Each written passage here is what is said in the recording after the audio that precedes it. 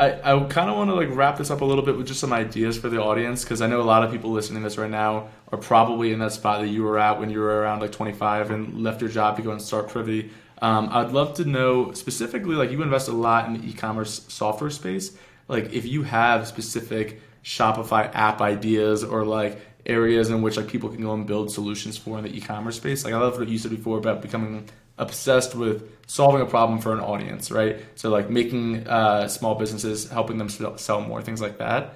Now the Shopify app space is becoming huge. We're seeing a lot of people like we had Andrew Gizdecki on the podcast before talking about Nice. how like Shopify apps are like selling on microacquire and all that stuff.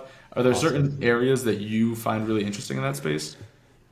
Yeah, I mean, I think there's so much opportunity within commerce. I think areas that I'm excited about right now outside of Privy would be around like important surfaces in the customer journey. And I think one of the most important surface is what happens after the checkout, right? So in the post purchase, you worked hard, you got them to your store, they made a purchase, and like you're in that awkward spot where they're sitting on your page seeing a confirmation. Like what do you do then, right, Right. before they exit? So I think there's a ton of opportunity there. And then I think, for merchants, probably the biggest unanswered question, and I know, Connor, you're working on this for Respoke, is like, how do you generate traffic to your store, right?